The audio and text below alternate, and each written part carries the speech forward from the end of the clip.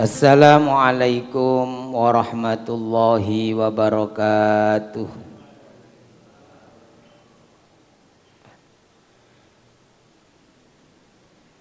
Bismillahirrahmanirrahim. Alhamdulillahi rabbil alamin. Wassalatu wassalamu ala sayyidina wa maulana Muhammadin wa ala alihi wa sahbihi ajma'in, amma ba'du. Para hadirin, para jamaah rahimakumullah. Kita mulai ngaji kita dengan baca suratul Fatihah. Mudah-mudahan apa yang menjadi hajat-hajat kita disampaikan oleh Allah, doa-doa kita diijabah oleh Allah. Yang kesulitan di antara kita diberikan kemudahan. Yang sakit-sakit di antara kita, keluarga kita diberikan kesembuhan oleh Allah Subhanahu wa taala. Ila hadratin Nabi Muhammadin sallallahu alaihi wasallam wa alihi wa ashabi ajma'in wa ila walidaina wa asatidana al-muslimina wal mu'minina minhum wa lihusuli maqasidina allati tarda anna biha. Al-Fatihah.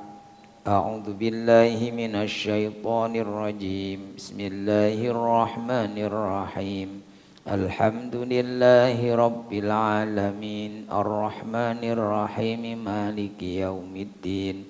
Iyyaka na'budu wa iyyaka nasta'in. Ihdinas siratal mustaqim, siratal ladzina an'amta 'alaihim ghairil maghdubi 'alaihim waladdallin. Amin. Kita lanjutakan niki makalah yang ketiga, yaitu dawe Sayyidina Umar bin Khattab radhiyallahu anhu. Kemarin kita sudah membahas niki. Ada 10 perkara ini yang tidak akan membawa kebaikan tanpa disertai 10 perkara berikutnya. Pertama kemarin, akal yang cerdas, yang diberi kecerdasan akal, tapi kalau tidak disertai dengan sifat sikap yang hati-hati, nah ini ya tidak membawa kebaikan. Itu pertama. Akalnya encer, pinter tapi tidak disertai warok. Warok itu hati-hati terhadap yang syubhat dan yang haram. Kemudian yang kedua, ini sedikit mengulang ya, tidak membawa kebaikan al-amal bi ghairi ilmin, amal yang tidak disertai, tidak dibarengi dengan ilmu. Maka kemudian dalam sebuah hadis atau sebuah makalah itu anten waman bi ghairi ilmin ya'malu, sebuah makalah ini, waman bi ghairi ilmin ya'malu a'maluhu mardudatun la tuqbalu. Siapa yang beramal, berbuat, melakukan amal perbuatan, amal ibadah tidak didasari ilmu, maka a'maluhu mardudatun, amalnya tidak diterima, la tuqbalu, tidak diterima. Kemudian yang ketiga yaitu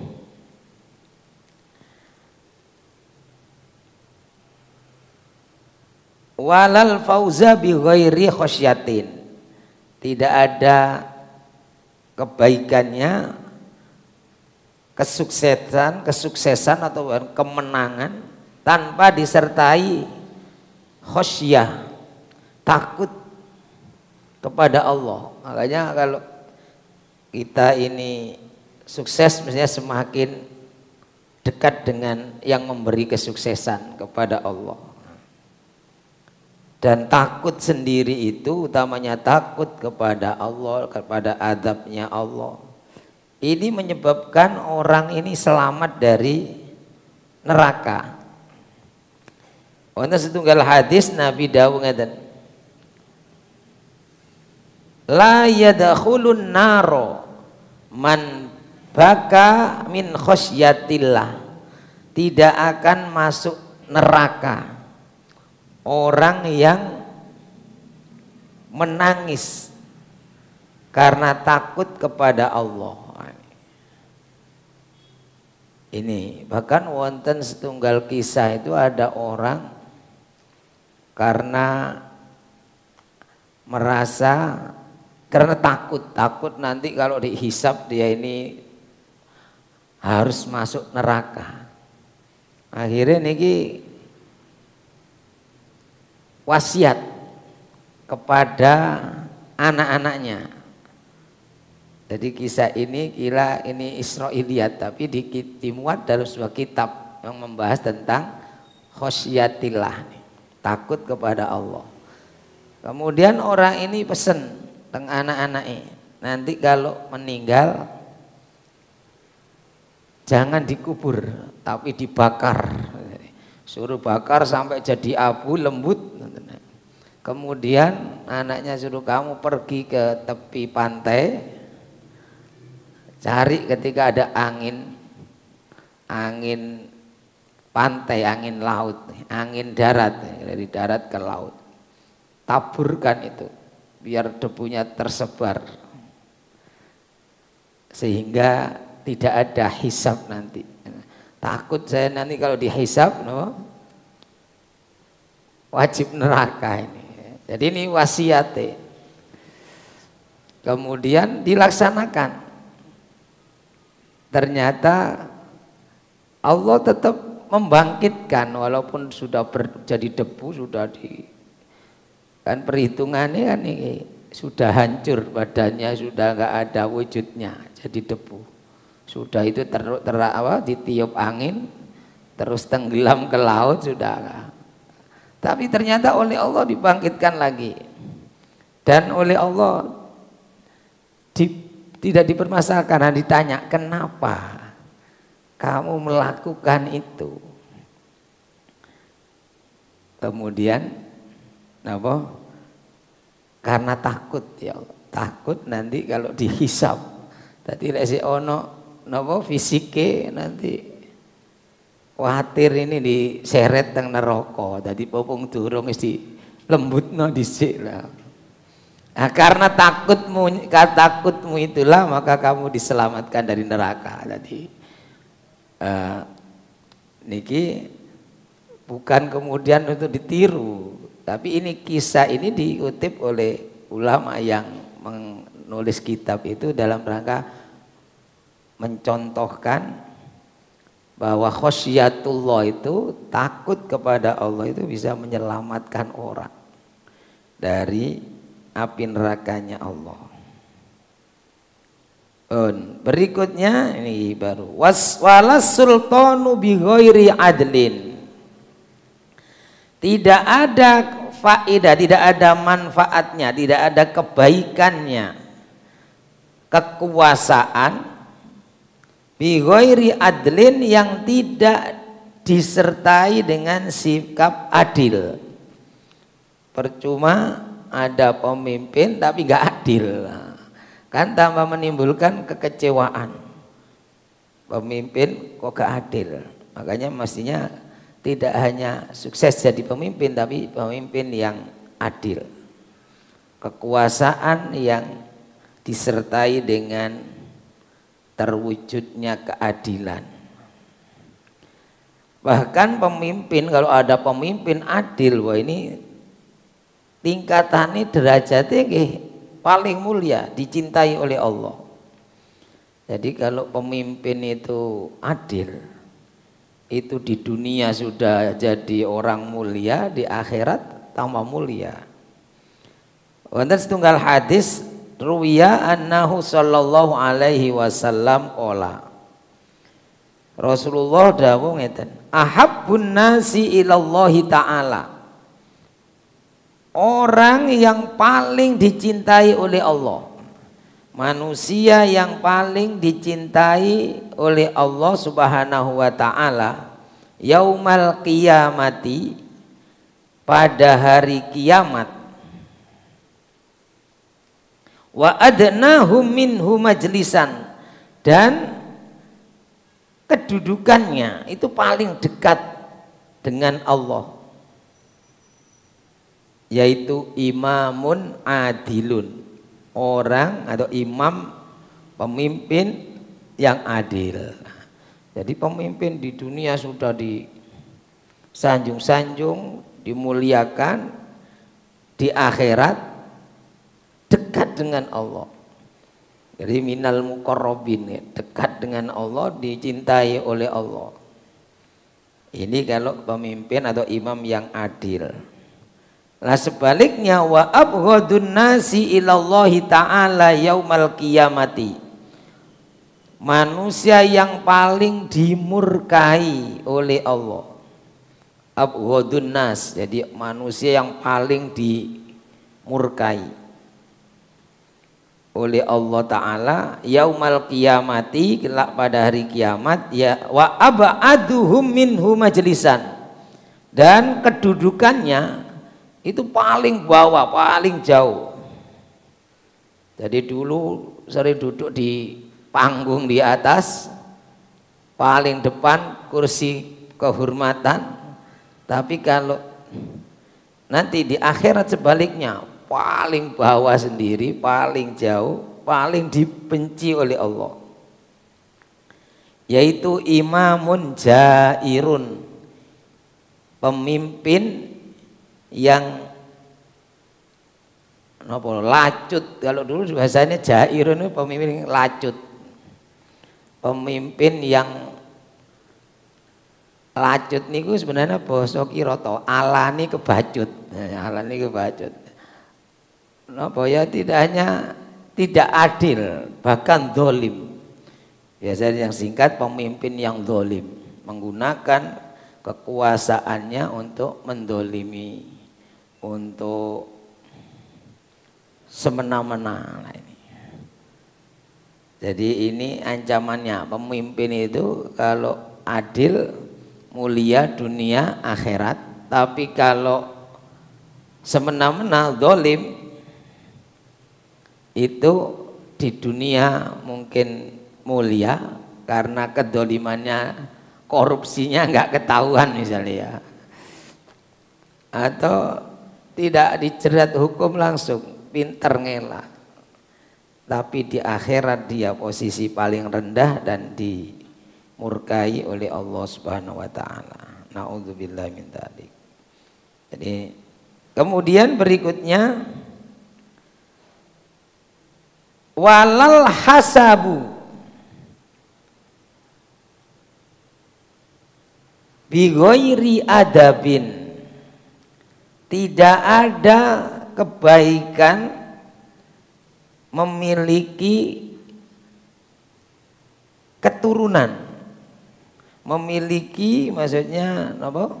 Silsilah, memiliki hubungan kekerabatan atau keturunan, nasab, bi ghairi adabin, yang tidak disertai dengan adab, tidak punya etika. Jadi keturunan orang mulia, tapi kemudian tidak, adabnya tidak sesuai. Jadi keturunan orang besar tadi perilakunya merendahkan kebesaran leluhurnya misalnya. Nah, menurut saya dibahas nih karena sudah ramai dibicarakan. Ini keturunannya tokoh besar, tapi kemudian perilakunya justru merendahkan, tidak sesuai dengan kehebatan, kemasyhuran, ketokohan leluhurnya. Makanya keturunan itu membawa kemuliaan leluhurnya. Anak itu yang bisa memuliakan mengangkat derajat orang tuanya. Jadi makanya orang besar misalnya ini, itu kemudian ketika berhasil mesti kan diusut, iki anak sopo, bin sopo, itu dicari. Sebaliknya kalau keturunannya anaknya kok tidak baik, padahal orang tuanya, bapaknya orang yang hebat, ini ya sudah habis sampai di situ. Maka walal hasabu bi ghairi adabin, percuma punya keturunan atau nasab yang baik, yang mulia tapi tidak beradab.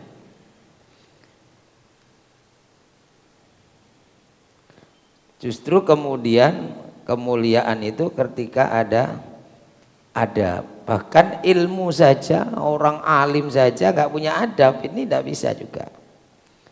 Maka sebagian hukama ahli hikmah ini berkata, al ilmu syarafun, ilmu itu mulia, laki matalahu bi ghairi adabin, tapi tidak ada nilainya nanti kalau tidak beradab. Maka ilmu dan adab itu harus disertakan. Bon, kita tambah satu lagi. Jadi berikutnya tadi, tidak ada kebaikannya punya keturunan nasab yang baik kalau tidak disertai dengan adab yang baik pula. Walas sururu bi ghairi amanin,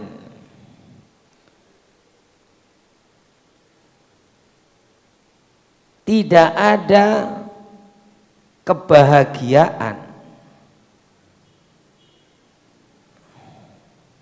bi ghairi amanin, tanpa disertai dengan rasa aman, ketenangan. Nah, di sini sukunul qalbi, ketenangan hati. Ya bahagia itu kalau tenang, kalau kan ini bahagia. Atau bahagia itu karena diberikan banyak kemudahan. Ini lancar, tapi gak aman ya. Gelisah, was-was. Jadi tidak ada kondisi yang bahagia kalau tidak aman. Misalnya di daerah konflik itu, oh ini bahagia ini, semua tersedia, makanan tersedia, fasilitas tersedia, tapi di atasnya ini riwa-riwi roket, kayak ceblok nang, berarti tidak ada aman, maka tidak ada kebahagiaan kalau tidak aman. Makanya aman ini penting. Nabi Ibrahim itu berdoa berkali-kali dalam Quran itu disampaikan doanya minta aman dulu. Rabbi ja'al hadza baladan amina. Ya Allah, jadikan negeri ini negeri yang aman. Baru minta rizki, warzuk ahlahu minas samarat. Beri rizki penduduknya berupa buah-buahan. Dalam ayat yang lain ada doa Nabi Ibrahim begitu lagi, aman dulu. Rabbi ja'al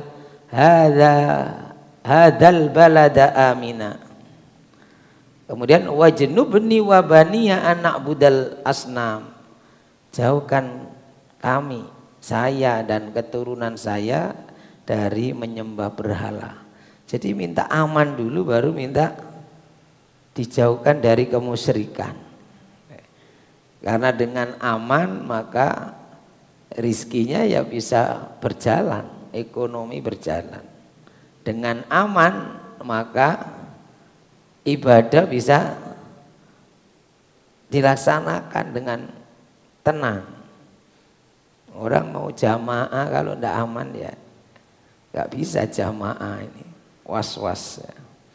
Maka tidak ada kebaikan, kebahagiaan tanpa adanya rasa aman. Jadi ini diantara 10 hal yang baik, tapi kalau tidak disertai dengan yang lain jadi enggak baik.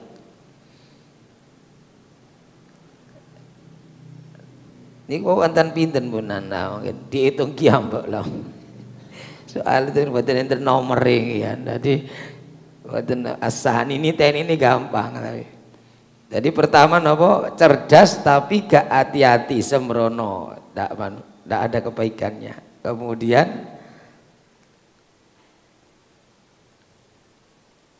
amal tidak disertai dengan ilmu, gak diterima. Jadi percuma. Kemudian kesuksesan atau kemenangan tanpa disertai takut kepada Allah. Kemudian yang keempat apa? Kekuasaan tidak disertai dengan keadilan. Kemudian yang kelima, punya nasab yang baik, keturunan orang mulia tapi tidak beradab. Tidak dimuliakan, bahkan jadi direndahkan. Kemudian yang kelima, tidak ada kebahagiaan tanpa adanya rasa aman. Nah, mudah-mudahan kita berada di daerah, di negara yang terus terjaga keamanan. Amin ya rabbal alamin. Indonesia ini daerah kita dijauhkan dari konflik yang itu akan merusak ketenangan, kenyamanan dan hilangnya rasa aman. Demikian, mudah-mudahan ada guna dan manfaatnya.